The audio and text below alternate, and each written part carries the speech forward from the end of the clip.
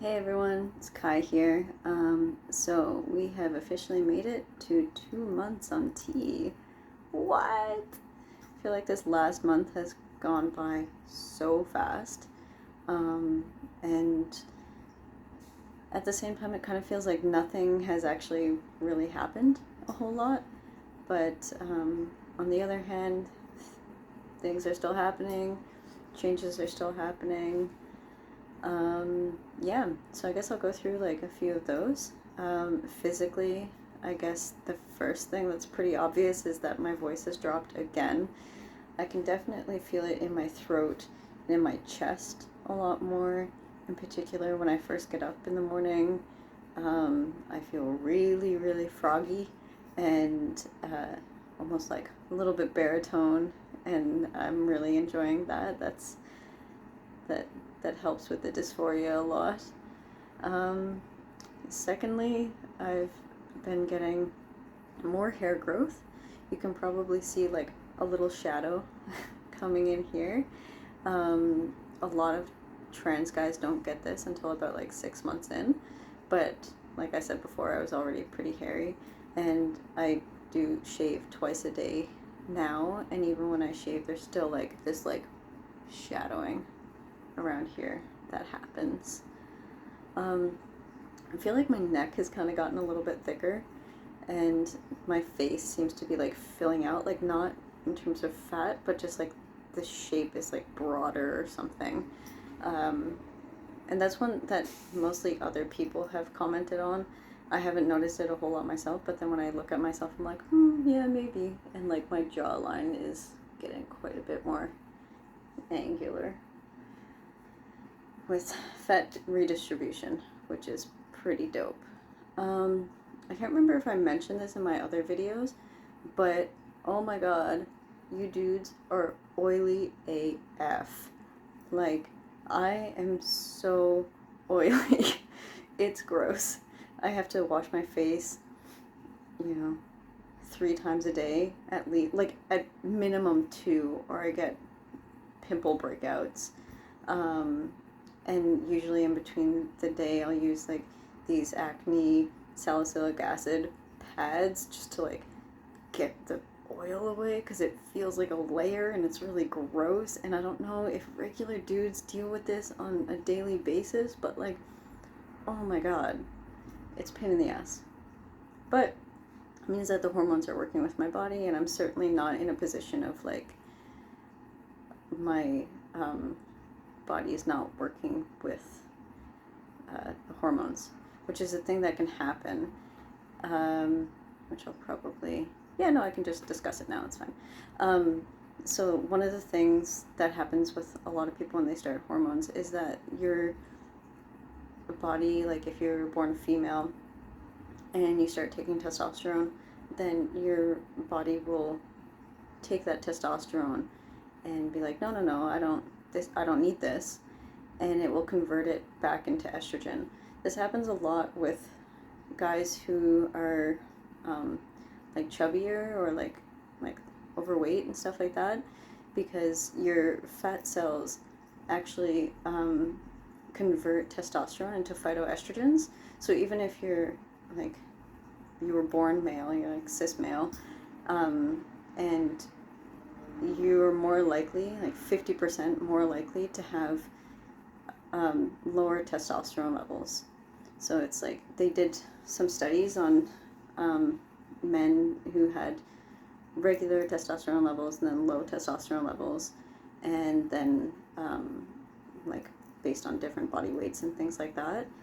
And what they had found out was that men with higher fat levels were producing 50% less testosterone than males who didn't have a higher body fat percentage. And yeah, that's crazy. So your body fat will convert testosterone into estrogen. So like if you're starting to transition and you're kind of like overweight, then this is something that you might want to look into, maybe even before starting testosterone. I do notice like significant changes in my mental health and stuff like that when I'm doing weightlifting. and just working out regularly at the gym. And I think that that has something to do with that, probably. So we're being born female. We are fighting pretty hard against biology, and our female biology that wants to convert everything to estrogen and fat. But yeah, that was something interesting that I had learned. I've also noticed that like people seem to like not know where to put me, which kind of is funny because I also don't know where to put myself a lot of times lately, in terms of like going to the washroom or like change rooms. Like I went to yoga this week, and it was the first time that I've ever felt like maybe I shouldn't be in the women's change room, and I just like felt kind of uncozy. I think it should all be gender neutral. I mean, I understand the reasoning for like people feeling unsafe and stuff like that, but it would be nice if there was like a third option everywhere. Like I want to go to yoga class and not feel like a creep in the women's change room, which now I'm starting to feel like, because I don't really notice a whole lot of changes, but for a lot of other people, people don't automatically assume my gender anymore. Like, so they're not just like female. They kind of look me over and then just go, you, which I like. But then I also don't know where to go to the washroom or which change room to use in yoga class. It's just like there's something different about the way people look at me. And it's not necessarily like a negative thing. A lot of times it's quite positive, and I don't know if that's like my confidence level or something like that. Like people will look at me and kind of be like they kind of treat me differently. But sometimes it's like it feels a little hostile, mostly from like older white people, mostly men, to be honest. There seems to be like a lot of them that are really threatened by my existence now, and I'm not really doing anything. Like nothing has changed. Maybe by 5 p.m. when I get 5 o'clock shadow, maybe they're like, men, woman, what do with information, how I treat you. But we should all be treating each other the same no matter what our gender is anyway. So that's my 2 cents on misogyny. Another thing that's like you can't physically notice, but my hormone fluctuations have been insane. So I've been like really hormonal during the second week. So where I take my testosterone shots bi-weekly, by the time I get around to the second week, my energy levels get low. I get more anxious and agitated. And the best way to describe like the difference between hormones on and off testosterone is that everything just kind of feels like more like pertinent. Like everything that I feel like if I'm feeling something negative, I'm just in general more agitated, and it feels like it needs to be dealt with right now, as opposed to before when it would kind of feel like the ocean of emotions would be kind of washing over my being, and I could mull through them, and I would be kind of sad, and I would have all of these like complex emotions. Now it just feels like fire. Like it feels like I'm gasoline, someone's lit a match, and I'm not like instantly angry, but I'm definitely like I feel like I need to deal with this right now, because otherwise my anxiety gets really, really high really fast, and that's not fun. So I was thinking, I mentioned this in another video that I did that I'm gonna post, but obviously don't feel pressured to watch it because it's an injection video. But I'm thinking when I go in November to look at my hormone levels with my endocrinologist, I'm going to talk to her about maybe putting me on a weekly schedule And as much as I'm not jazzed about the idea of doing weekly injections, because even at this point I'm like, I hate jabbing myself with a needle. I really am not a fan. It's just like, yeah, it kind of weighs on your mind. Like once the initial excitement wears off and it's become a routine, and even though it's only once every 2 weeks, I'm still like, I hate this. So I can anticipate that at some point in my future I'm going to be switching over to the gel, the androgel, which just you apply it on the tops of your arms. But I am kind of more like hormonal, and by the time the second week rolls around, I'm pretty antsy. But that may be different. I'm going to see over the next like little bit. That's why I want to wait until November, because I just quit my job. So I just quit my transphobic job filled with like a lot of misogyny and a lot of toxic masculinity and dudes who need to be like super masculine all the time, and all the women around them need to be super feminine, and there's like no room for anything in between. I quit that.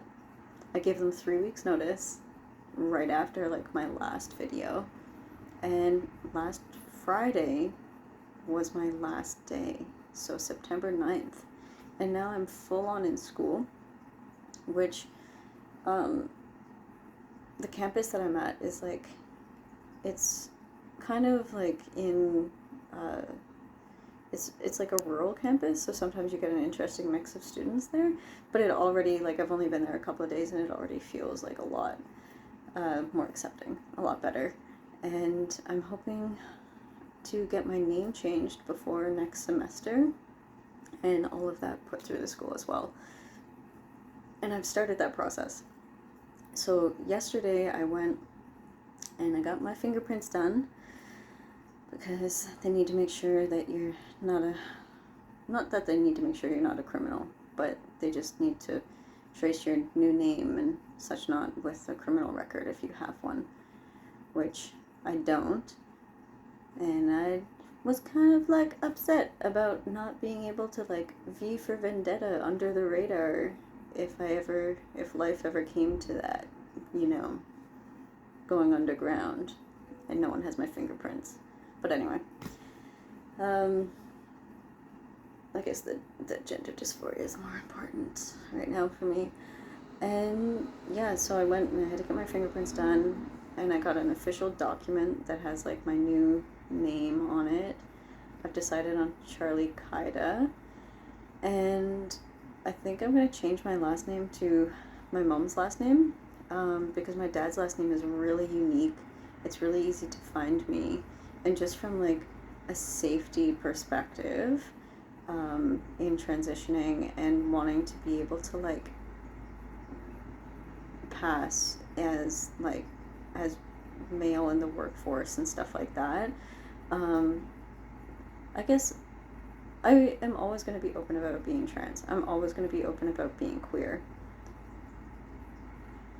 But I need to be safe on my own time to do that, and I don't want to potentially project myself to harm because it's so easy to find out that I'm trans through, you know, just like my last name. And because it's really like, anyone who has my last name is directly related to me right now. Like, there's not, yeah, it's like really easy to find me.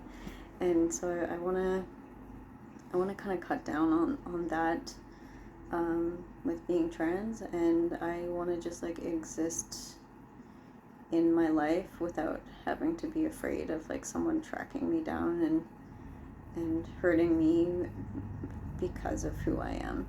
And there's already a certain aspect of that you get with being gay, but I'm hoping to put trans people face an extra layer of bullshit for sure, which I've already experienced. Like, I never really felt afraid of being gay in public. Honestly, a lot of people who are like homophobic don't even notice. Like, they kind of just automatically assume that I have a husband and I'm straight, and that's the little bubble that they exist in, even though I am very much so not straight. But being trans, there's something visible that makes people really uncomfortable and puts you in an extra, it's like there's like an extra tier of shit that you have to deal with, and it's really scary. And there have been points where I've been like scared to go in and use my name, or to tell people who I am, or explain to people, like, I go by he, they, and I just, like, I don't want to put the people I care about or myself in harm's way for something that, yes, okay, I could have chosen to not transition, but it was getting to a point where it really didn't feel like that was an option anymore. I was not living or existing, and that's really hard to talk about. And I'll probably talk about gender dysphoria and things that people can do to help with that, and what it means for each individual, but that's like really vulnerable and personal, and I don't think I'm ready to talk about my experience with that quite yet, at least not publicly. I've barely talked about it with my friends, so anyway, moving on. So yeah, so I'm going through the process of officially changing my name and my sex indicator, and I have chosen to go with male as my sex indicator because it makes things a lot easier, again, in terms of you don't have to explain things, and for sure everyone's going to accept it, and it's going to be male on my birth certificate, and I just won't have to deal with that bullshit, which is like amazing. A lot of trans people in other parts of the world don't get that option, so I'm really, really excited that so far everything is going pretty good. And the people at the fingerprinting office, I went to the commissionaire's office, and that was awesome. They were so great and helpful, and they automatically started calling me Charlie, which was really dope. And they were just like, yeah, enjoy like the rest of your life in your new gender, and that was like really touching. I was really happy about that. Yeah, and what else? So with that process of changing my name, you have to get fingerprints, and then you have to fill out a bunch of documents saying what your new name is, what your old name is, what your parents' names are, where your parents were born, where you were born. And then I have to send off my birth certificate, which is probably the scariest part for me, because I'm like, this is the one piece of ID, like, this is like the one thing I need to tie me to existence. And I get it, like, I'm changing all of that, so they need to have my birth certificate back. But in that little bit of in-between time where I don't have a birth certificate and no way of, like, whatever, that's pretty scary. But I'm going in to put all that in today. And fingerprinting was $57. And the birth certificates and all of that information changeover with all the documents is going to be about like $275, $300. So it's expensive, and would be nice if it was like something that kind of changed, over time to provide more accessibility. Like, as much as I'm like, no, like, I really think that we need to have people, like, we need to have like a psych assessment and stuff before going into medical transition, because it is fucking hard. And if I didn't have my supports that I do, like, I don't think I would be okay right now, because it's a lot. Like, even with those supports, it has been daunting and scary and a lot, and you don't realize how much is in that until you start the process, and then you go, oh shit, how do I come out at my job? Oh, how do I introduce myself to people? Oh, like, where do I go to the washroom? Oh, like, and you have to relearn almost like an entire different way of existing, where you kind of don't feel like anyone for a while, and that's hard. I completely lost my train of thought. But yeah, like, oh, yes. So I think that it is very important to have a psych assessment. I wish you didn't have to pay $200 for it, but that's where we're at. I wish it was covered under healthcare if, that's a thing that they're requiring you to do. But transitioning is also expensive. And it's like they almost have those things in place because you have to be able to afford it. But at the same time, if it was covered like other medical things in Canada, parts of it are covered, but a lot of it is not. And that would be really nice if just like being able, it's like, oh, I have a medical reason to have to change my name and whatever. And they're like, you don't have to change your name. It's like, yeah, but if I want to stop answering questions about why I have this female name for the rest of my life or whatever, then yeah, it is kind of necessary. And my sex indicator being changed is definitely necessary. And if I'm doing all of that anyway, it's all on the same documents, I might as well change my name too. Anyway, and rant of that. But yeah, so it's going to be like $300 and something odd dollars to get a new birth certificate and stuff. Another exciting thing, I have my final letter for top surgery. So I went to my GP. It wasn't a great experience. I'm gonna be honest there. He refused to use my new name and dead named me the whole time. And even in the letter for the top surgery, he refers to me as Chelsea, which I was like, cozy. But I got the letter. And so now I have to send that off